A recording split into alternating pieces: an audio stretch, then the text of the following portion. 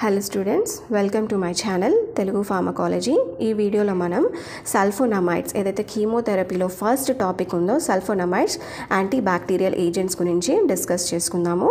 Sulphonamides వచ్చేసి first effective anti bacterial agents, human బీయింగ్లో use చేసిన first effective anti bacterial agents and ఇవి సిస్టమికల్గా హ్యూమన్ బీయింగ్లో యూజ్ చేయబడ్డాయి. యూజ్డ్ సిస్టమికలీ అంటే ఈ వర్డ్కి అర్థం ఏంటి అంటే ఒక ఆర్గన్లో ఇన్ఫెక్షన్ వస్తే ఆ ఆర్గన్కి మాత్రమే ట్రీట్మెంట్ అనేది పరిమితం అవ్వకుండా different organ systems like the kidney, the digestive system or the respiratory system కానీ నర్వస్ సిస్టంలో కానీ ఇన్ఫెక్షన్ కానీ స్ప్రెడ్ అయి ఉంటే బ్యాక్టీరియల్ ఇన్ఫెక్షన్ వాటిని కూడా ట్రీట్ చేయడానికి యూజ్ చేశారు అని అర్థం. అండ్ ఈ సల్ఫోనమైడ్స్ వచ్చేసి 1935లో డోమార్క్ అనే సైంటిస్ట్ ఇంట్రొడ్యూస్ చేశాడనమాట. That is all about the introduction of sulphonamides. Next వచ్చేసి స్ట్రక్చర్ ఆఫ్ సల్ఫోనమైడ్స్. స్ట్రక్చర్ వచ్చేసి sulphonamides are the analogues of PABA, that is para amino benzoic acid.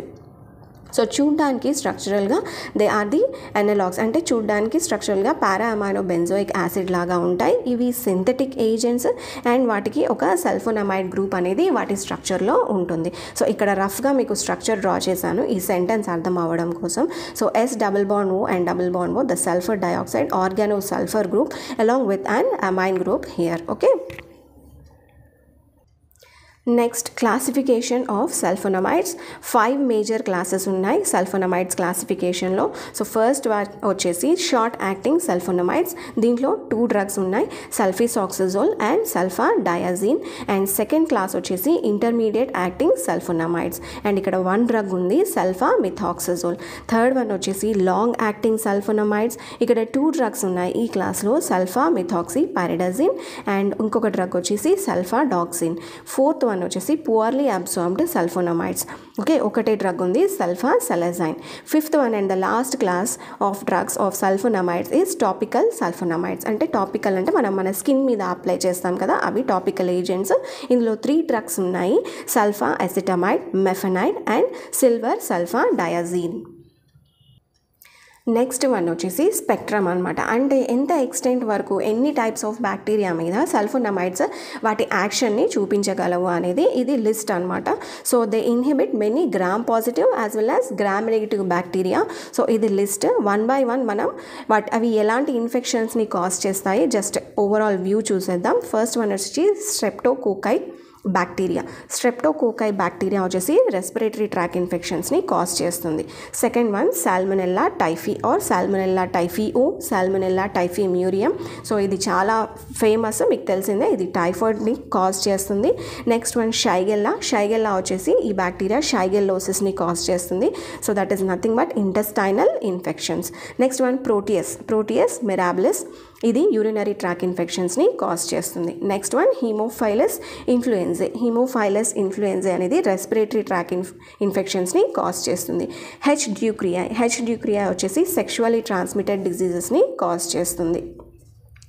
Vibrio cholerae and ఇది acute డయేరియాని cause చేస్తుంది. And escherichia coli or commonly called E coli, ఇది వచ్చేసి urinary tract infections and intestinal ఇన్ఫెక్షన్స్ని cause చేస్తుంది. ఇవే కాకుండా few strains of staphylococci, gonococci, meningococci and pneumococci. So staphylococci ఏం చేస్తాయంటే స్కిన్ ఇన్ఫెక్షన్స్ని కాజ్ చేస్తుంది. గోనోకోకై వచ్చేసి సెక్షువల్లీ ట్రాన్స్మిటెడ్ డిసీజెస్ని కాజ్ చేస్తుంది.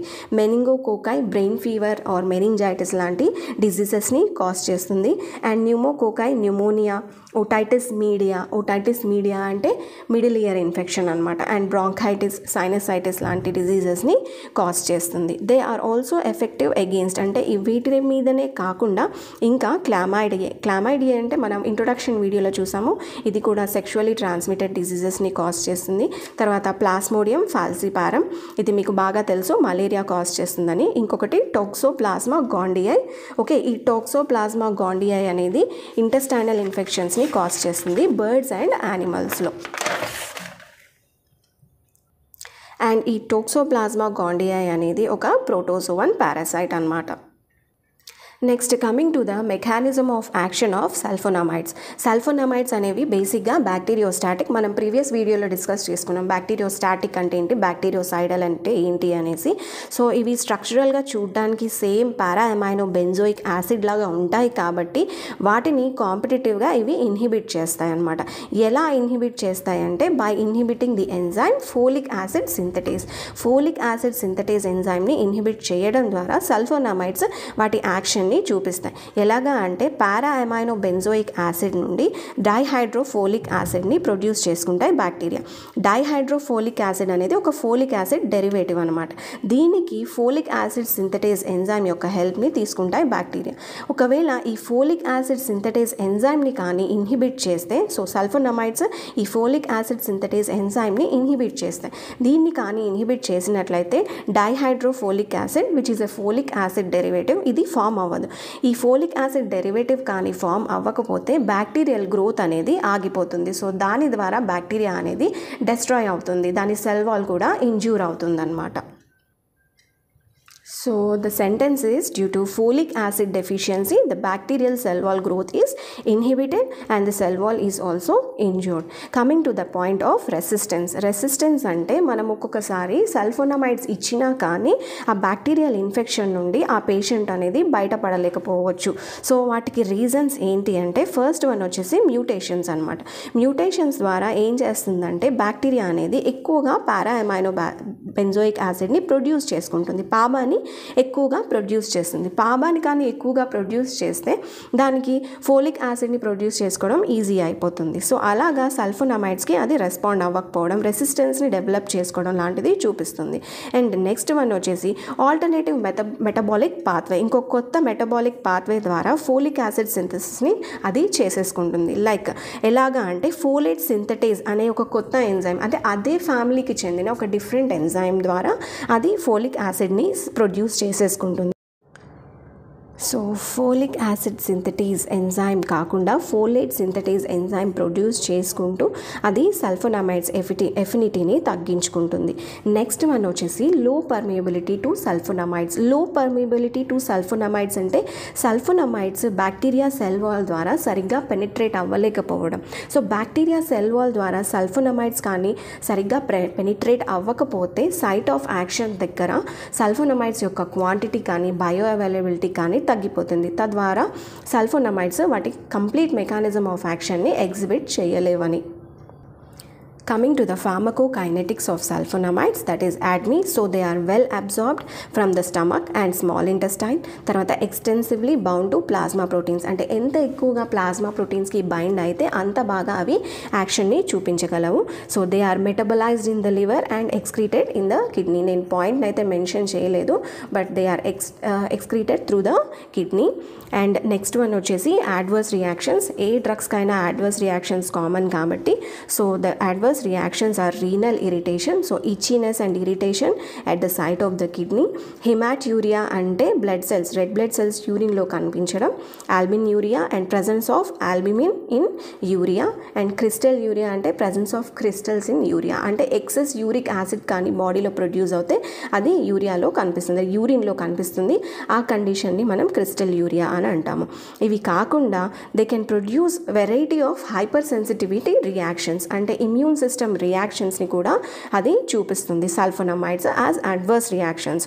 ఓకే, దీంట్లో ఫస్ట్ వన్ వచ్చేసి ఆర్టికేరియా. ఆర్టికేరియా అంటే దురదలు రావడం అని అర్థం. ఎనఫైలాక్టెడ్ రియాక్షన్స్ అంటే diarrhoea, abdominal cramping, nausea, vomiting, dysphagia అంటే డిఫికల్టీ ఇన్ స్వాలోయింగ్. ఇలాంటి సిమ్టమ్స్ ఈ ఎనఫైలాక్టెడ్ రియాక్షన్స్లో మనం చూడొచ్చు. నెక్స్ట్ వన్ వచ్చేసి fever, rashes. And next one వచ్చేసి ఫోటోసెన్సిటివిటీ. ఫోటోసెన్సిటివిటీ అంటే సన్లైట్కి మన స్కిన్ కానీ రియాక్ట్ అయితే దాన్ని మనం ఫోటోసెన్సిటివిటీ అని అంటాం. And rarely Stevens Johnson syndrome. Stevens Johnson syndrome అనేది serious disorder of the skin అనమాట. Skin as well as the mucous మెంబ్రెయిన్కి సంబంధించిన serious disorder. Next adverse drug reaction వచ్చేసి ఎక్స్ఫోలియేటివ్ డర్మటైటిస్. ఎక్స్ఫోలియేటివ్ డర్మటైటిస్ అంటే severe inflammation on the surface of the skin. Next one వచ్చేసి anorexia. Anorexia అంటే మనం తింటే లావ్ అయిపోతాము అనే ఒక సైకలాజికల్ ఫీలింగ్ని అనోరెక్సియా అని అంటాం. Nausea. And next one stomatitis. Stomatitis అంటే inflammation of the lips and mouth. Next one arthritis, that is nothing but joints inflammation. And haemolytic anaemia అంటే ఆర్బీసీ కానీ బాడీలో ప్రొడ్యూస్ తక్కువ అయ్యి ఎక్కువగా డిస్ట్రాయ్ అవుతుంటే ఆ కండిషన్ని మనం హీమోలైటిక్ ఎనీమియా అని అంటాం. ఇంకొకటి కెర్నిక్టరస్ ఇన్ న్యూబార్న్. కెర్నిక్టరస్ ఇన్ న్యూబార్న్ అంటే జాండీస్ కానీ పుట్టిన పిల్లల్లో ఎక్కువగా ఉండి అది బ్రెయిన్ వరకు కానీ స్ప్రెడ్ అయితే ఆ కేస్ని మనం కెర్నిక్టరస్ అని అంటాం. So kernicterus in newborn. So adverse drug reactions చాలా ఉన్నాయి కాబట్టి నేను ఎండ్ ఆఫ్ ద వీడియో మీకు ఒక మంచి నిమోనిక్ని ఇస్తాను సో దట్ మీరు చాలా ఈజీగా almost all the adverse drug reactions ఎగ్జామినేషన్లో ప్రజెంట్ చేయగలుగుతారు. So don't miss the video till the end.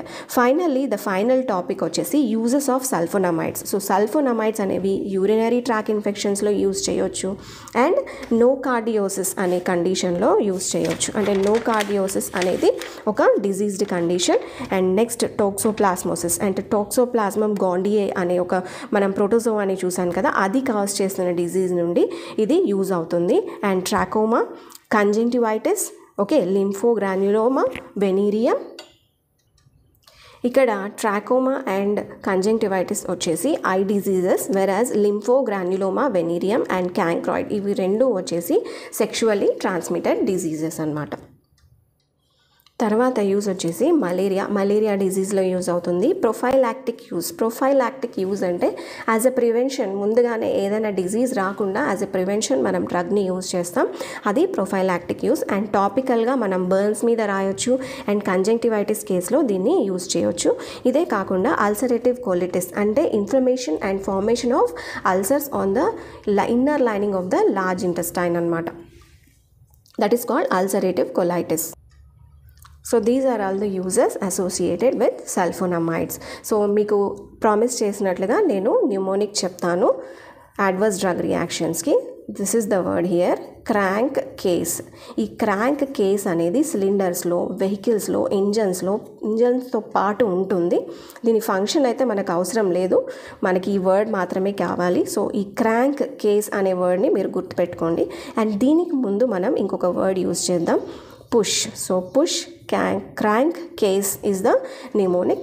ఇది మీరు అడ్వర్స్ డ్రగ్ రియాక్షన్స్ రాయడానికి మీరు యూజ్ చేసుకోవచ్చు. So P for photosensitivity, U for urticaria, S for stomatitis, H for haematuria. ఇక్కడ మీరు hypersensitivity రెండు వర్డ్స్ని యాడ్ చేసుకోవచ్చు.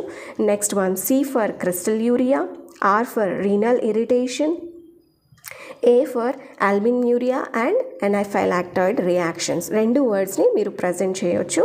And next N for nausea, K for kernicterus and C for conjunctivitis, A for అనోరెక్సియాతో పాటు arthritis కూడా add చేసుకోండి మీరు ఇక్కడ. And S for Steven Johnson's syndrome and E for exfoliative dermatitis. So don't forget this mnemonic. This will be very easy for you to present the adverse drug reactions of sulfonamides. Students, this is all about sulfonamides. ఈ video కానీ మీకు నచ్చినట్లయితే like చేయండి, share చేయండి and please do subscribe my channel. Thank you so much students.